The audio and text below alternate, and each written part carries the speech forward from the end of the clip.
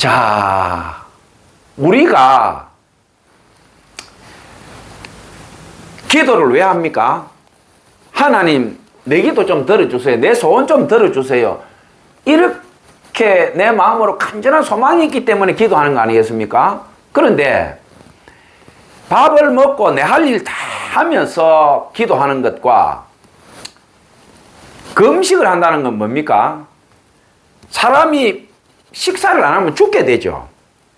금식을 한다는 것은 죽기를 작정하고 하나님께 기도한다는 거죠. 뭐 며칠 금식해서 죽겠느냐? 그렇죠. 사람이 금식을 해서 죽게 되는 날짜는 사람마다 다르지만 15일에서 20일 되면 의학적으로는 죽음의 카운트다운으로 들어갑니다. 사람이 식사를 안 하면 15일에서 20일 되면, 그러니까 남자 같은 경우는 금식에는 두 종류가 있습니다. 물을 마시는 금식이 있고 단식이라고 해서 완전히 끊어버린 게 있어요. 완전히 물도 안 마시는 거예요. 그러면 물을 먹고 소금을 취하면 뭐 20일, 30일, 40일도 갑니다. 물을 마시게 되면. 그런데 완전히 끊어버리면 의학적으로 남자는 열흘 전으로 죽고 여자들은 한 보름 정도. 왜? 남자가 덩치가 크고 이 체중이 많이 나가기 때문에 완전히 단식, 물과 음식을 끊어버리면 남자가 더 빨리 죽어요. 덩치가 크니까 타격을 그만큼 크게 받아요. 그러니까 남자는 열흘 전으로 물을 안 마시고 완전히 끊어버리면 의학적으로는 죽은 가운데 들어간다. 사람에 따라서 차이는 있죠. 건강하거나 하면 조금 더 버틸 수 있고 약한 사람은 좀 더 빨리 죽을 수 있고.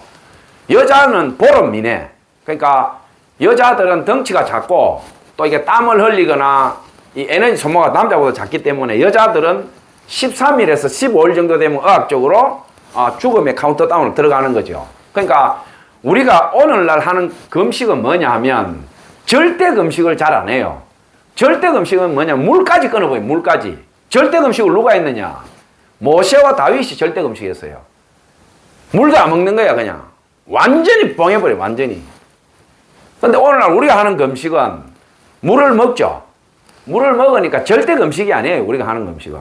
그리고 또 금식이 열흘이나 이래 넘어가면 젊은 사람은 괜찮은데 나이가 한 50대 이상이라든지 몸이 약한 사람들은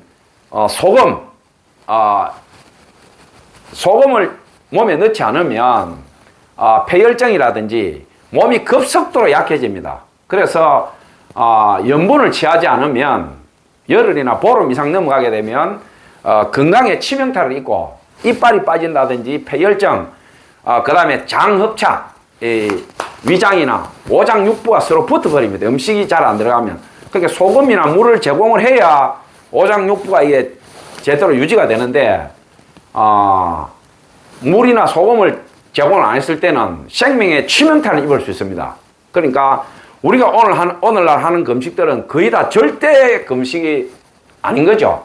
물을 먹거나 소금을 제공을 하거나 막 그렇게 해서 하는 금식들인데, 제가 조금 이따가 이제 성경에 금식을 한 사람들이라든지 선지자들부터 그걸 쭉 거론을 할 거예요. 그러니까 금식에는 두 종류가 있다. 절대 금식, 단식, 완전히 끊어버린 게 있고 물이나 소금을 취하는 금식이 있다. 이런 부분인데 오늘날 우리가 하는 금식은 거의 다 절대 금식이 아니고 물이나 소금을 제공하는 이런 금식을 하고 있다. 그러면 이렇게 하면 하나님 안 받으시느냐? 그렇지 않죠.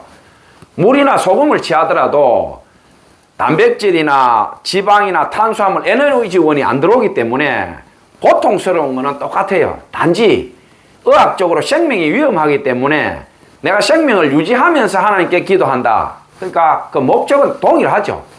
그러니까 막 그냥 내가 금식하다가 죽겠다, 막 죽으면 죽으리라, 막 단식 들어간다, 막 성령께서 그런 감동을 주면 그렇게 해도 되지만 은혜를 받기 위해서 하는 금식을 하나님께서 물도 먹지 말고 소금도 먹지 말라고 하지 않았는데 자기 고집으로 하다가 죽어버리면 그것처럼 어리석은 바보가 어디 있겠어요? 하나님 일 열심히 해야지 왜 물도 안 먹고 소금도 안 먹고 자기 고집대로 하다가 죽어버리냐 이 말이에요. 그 마귀한테 걸려든 거 아니에요. 하나님이 물도 먹지 말고 소금도 먹지 마라 그러면 안 먹어야 되겠지만 의학적으로 그렇게 안 하면 죽는데 그러면 한 일주일 하고 그만두든지 뭐하러 생명이 위험한 열흘 보름까지 하면서 물도 안 먹고 소금도 안 먹고 그런 짓을 하냐 이 말이에요. 그것이 어리석고 미혹당했다. 미혹은 뭐냐? 어지러운 가운데 하나님의 말씀이 아니고 자기 고집 욕망을 가지고 정욕으로 잘못 구해서 마귀한테 걸려드는 거예요. 그게 미혹이라고 해요. 미혹. 그러니까 목사도 똑바로 가르쳐야죠.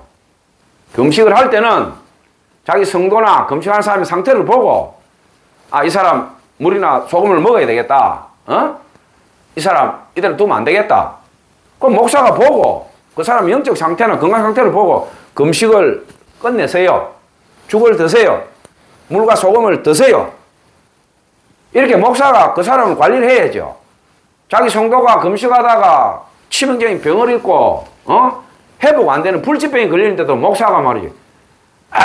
믿음대로 하면 돼요. 계속 하세요. 그 목사 아니에요, 그 사람. 아주 악한 잘못된 사람이에요. 목사 없이 자기 마음대로 금식하다가 치명적인 병을 얻고 생명을 잃는 것은 도리 없잖아요. 자기 고집으로 미혹돼서 그렇게 한 거니까. 근데 목사라고 양떼를 책임진 영적 스승이 목자가 그런 금식에 대한 기본적인 것도 모르고 자기 성도를 그렇게 건강을 해치고 생명을 잃게 만든다. 하나님께 용서받을 수 없는 죄죠.